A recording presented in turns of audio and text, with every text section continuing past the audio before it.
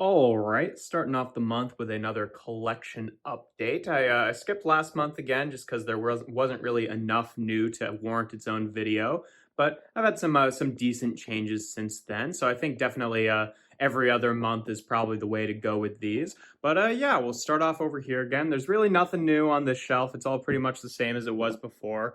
Still with this kind of couch in front of it a lot of the time. One pretty big change is I replaced one of these two black shelves here, just because they're kind of ratty and ugly. I replaced it with this shelf that I got off of Facebook Marketplace, which looks a little bit nicer. When it's kind of funny is that it clearly used to be in like a kid's bedroom or something. Because if you look at the side here, there's like a bunch of like stickers and stuff like that, which I just kind of think is funny. It's not really that big a deal. But yeah, I've got my season one Autobots up here, which is all the same figures as it was before, but giving them a little bit more space, so they've moved around maybe in some minor ways. And then down here, I moved my season three movie Autobots, simply just because like I had to move the Quintessons over to this shelf because they needed to be on a shelf that didn't have a back on it, just because of Alpha Q's like tentacles had to stick out the back. So these season three Autobots have moved over here, and it's kind of nice to have them here. I think you can actually see them a little bit better now. And then down here, we've got our sort of like Decepticons from, like non G1 continuities originally. We added the new Legacy Evolution Skyquake there. I also decided to move off the non-show character Transformers Prime toys and Combiner Wars Off-Road, just because I didn't think they really fit in super well with here, because they were, the two of them were from Transformers Prime, but not from the actual show, just from the toy line. So, just giving them a bit more space here, especially since, we're going to be adding some more figures to the shelf eventually, like once we eventually add Dreadwing, and that's going to be like, Skyquake and Dreadwing just needed a bit more space, but I think they look pretty good there. Then down here, I think that's the same as before, just on a new shelf, the Decepticons from the Unicron trilogy. Then I moved the Wreckers back down here where they used to be. Last time I had the sort of like other Autobots that I didn't have a good place for down here. I ended up moving them somewhere else, so the Wreckers are back down here. And where the Wreckers used to be, I added my Shattered Glass figures, which all used to be on kind of different shelves.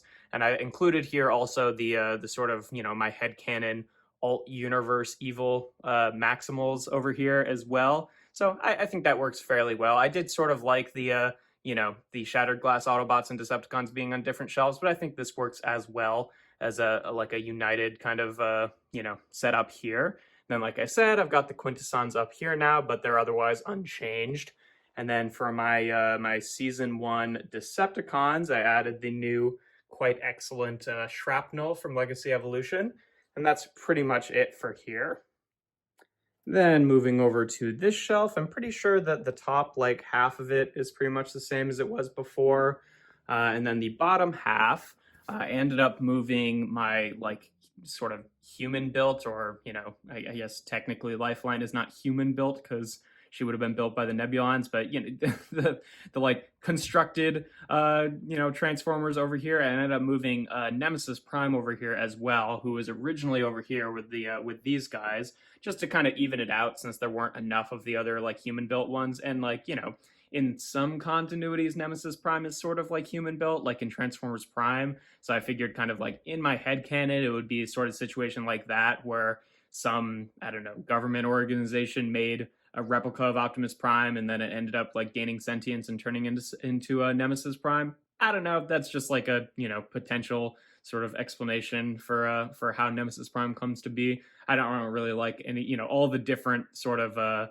like current explanations for his existence are kind of all different, and I don't know that I really like any of them. So I don't know, but and then down here, it's the same as it was before. These guys might be minorly moved around, but I'm pretty sure it's all the same figures. And then over here, this is where I ended up putting those Transformers Prime characters and Off-Road in with the movie kind of Decepticons, that just like the toy line movie Decepticons, just because like I needed more figures to be on this little shelf, because I ended up getting rid of the shelf that they were on previously, or moving it elsewhere, I should say.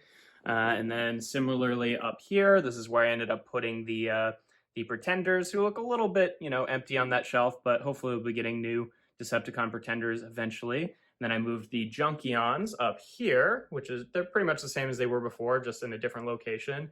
And I added a Crash Bar there from Legacy Evolution, obviously. We'll be getting more of those in the future, so that's exciting. And where they were previously here, I moved the Japanese Autobots up here because I got Twincast and Metal Hawk, who obviously did not really fit in that cubicle anymore. And you wouldn't think it would be a huge difference to just have them be on top of this shelf rather than on it, but it does actually add quite a bit of space to just be able to have like Victory Leo's wings and Starsaber's shield just go off the edge where they couldn't previously. So I think that works pretty well. And then the biggest change is I added this whole new shelf here, replacing the two that were here prior. So kind of combining them and then moving some things from other spaces onto this as well. On the top here, previously I had Skylynx kind of on his own on top of that like tall narrow shelf. So now he's in with the other sort of like season 3 non-movie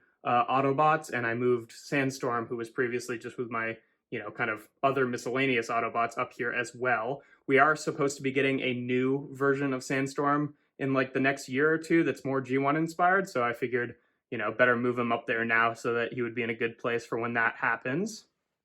And then down here, previously on top of that little like brown shelf with the drawer were my season 4 Autobots, and they're all pretty much the same. The only difference is I replaced the Titans Return Rewind with the little, the one that came with Legacy Evolution Twincast, but otherwise these guys are all the same.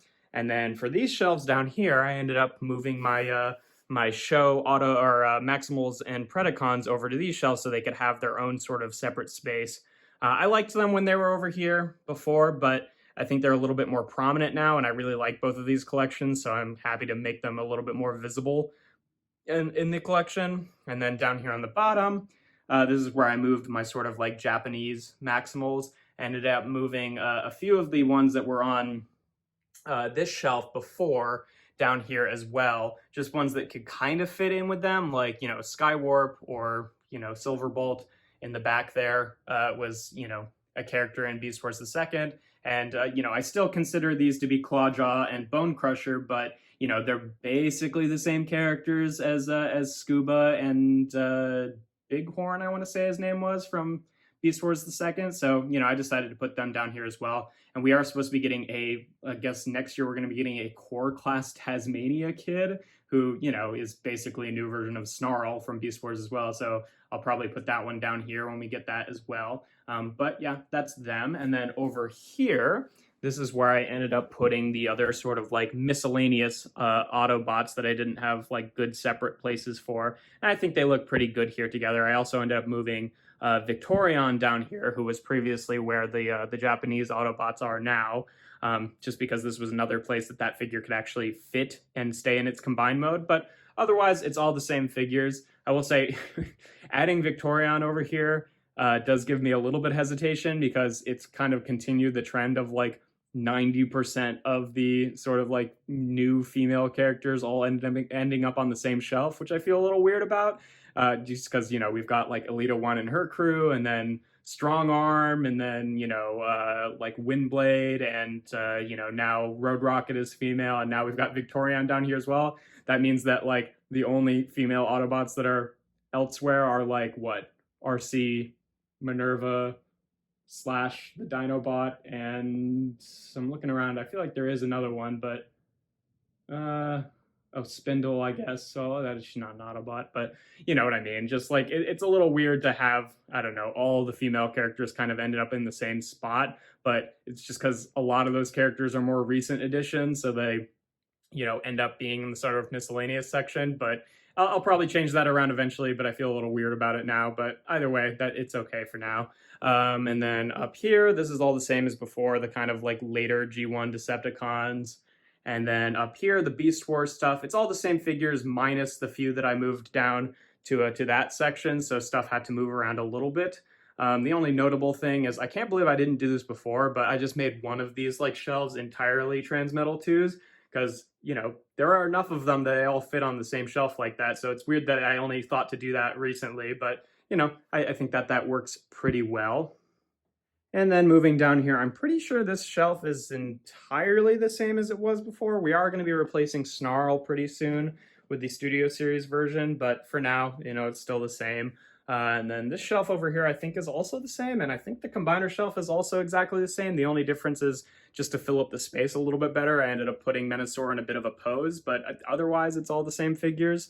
And then moving on to this sort of like non-canon shelf here. Again, not a ton of difference. The only thing is I ended up adding these little, you know, like Creon, Predaking, and Transformers Prime Viacons up here, who I had before. I just didn't have them out, but I kind of wanted to put them out to display, and that seemed like a good place to do it. And then what else is different here? I think the only other thing is down into this little cubicle here, I added the quite excellent Buzzworthy Bumblebee Origin Jazz in his vehicle mode, and then I put Wheelie in vehicle mode just so we'd have a few other vehicles with him.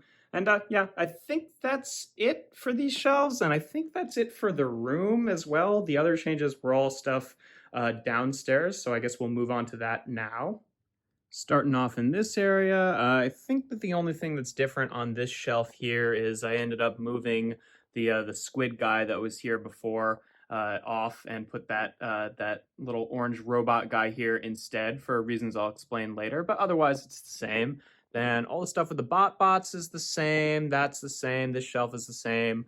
And then for the little Lego shelf down here, I ended up going to the Lego store and doing a few, like, you know, build a minifigure things. So I ended up kind of populating this area with a bunch of new little minifigs, but otherwise it's the same. And then I ended up moving the little minifig Lego Voltron over here from where he was before.